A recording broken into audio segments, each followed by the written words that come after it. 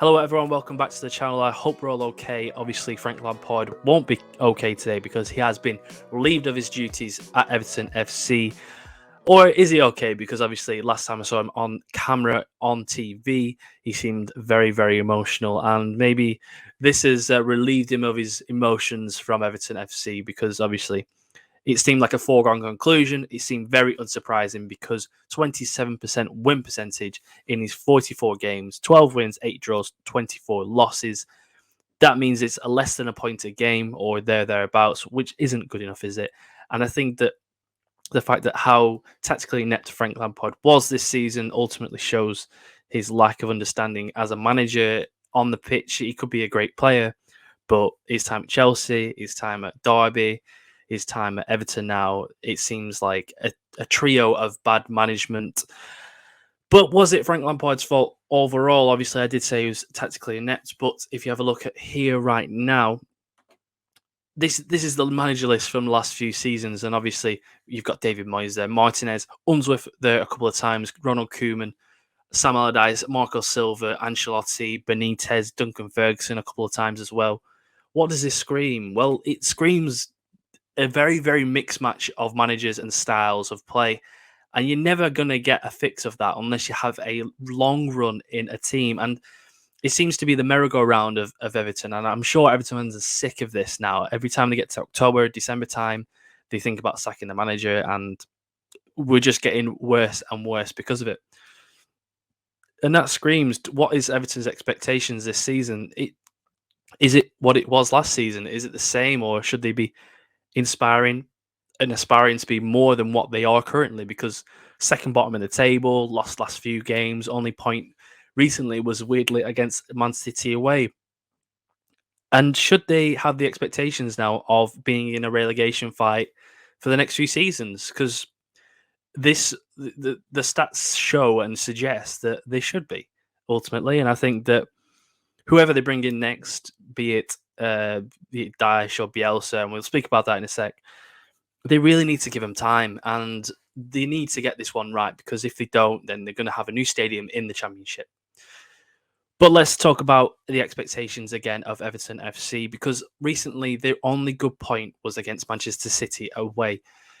And then what happened in that game was they went to a back five rather than a back four. And I spoke about this a couple of weeks ago on my channel about Everton and how they should decide to put 10 behind the ball. It won't be pretty, it won't be good, but it's structurally significant and it's very much methodical, it's very much pragmatic.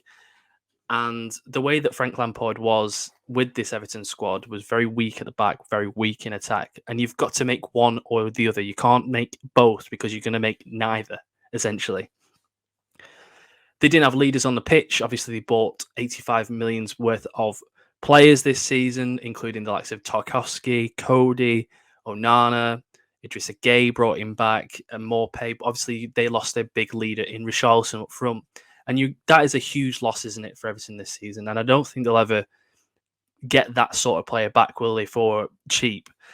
And with a team that's spent over $500 million over the last 10 years, FFP on their backs as we speak because of the new stadium, they need to find a diamond in the rough, or they need to find a manager that knows how to work with a team like Everton in the pits, in morale, exodus. Yeah, it seems like the place is toxic right now, and they need someone to get it from the scruff of the neck. Let's get those cliches out of the way and really perform wonders with this squad. So this really brings me to who is next for Everton FC, and is this a good place to get to? Because obviously, we all know Everton right now is a very toxic place. Be it the manager down, be it the chairman down, be it structurally down. Is it a case of the place is cursed, or is it a case of they just need someone there to care about the club rather than just names and places, going to Everton FC, getting your money and leaving? So obviously Everton's history is huge.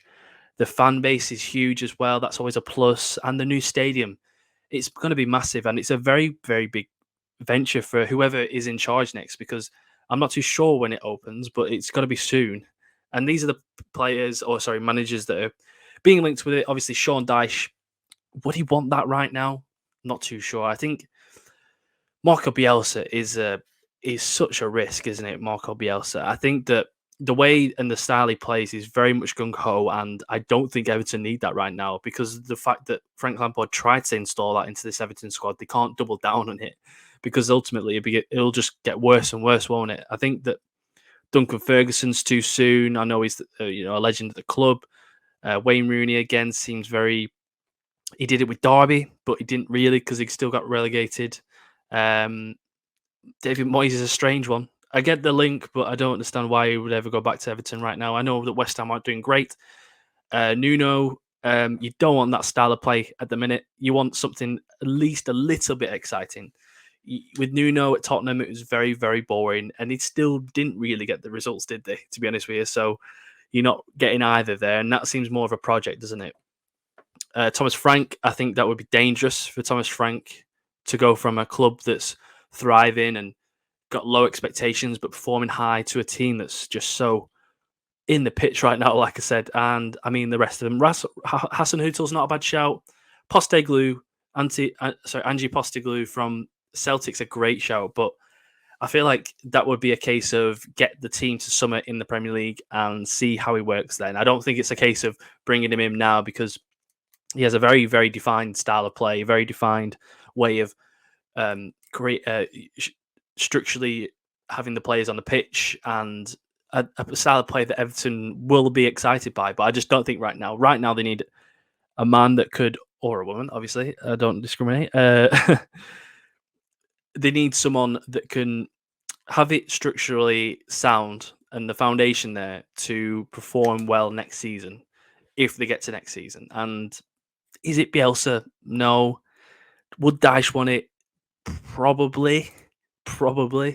But I feel like he would want a bit more of a safer job. But hey, it's up to Dyche, isn't it, at the end of the day? And I think that that would be the best shout, personally. But I think that if I was Sean Dyche right now, I wouldn't choose it. So let me know in the comments below. Is it another case of rinse and repeat from Everton? Is it a case of the manager's fault? Is it the chairman's fault? Is it the players' fault? Because this Everton squad's too good to go down, isn't it?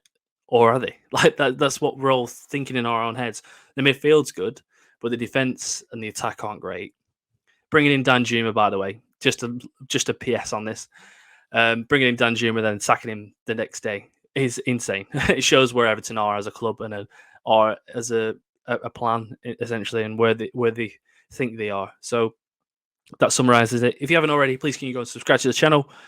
This one wasn't. I was planning on doing something else today, but obviously Frank Lampard and Everton is a bigger story than whatever I was going to do anyway. So if you haven't already, please can you go and subscribe.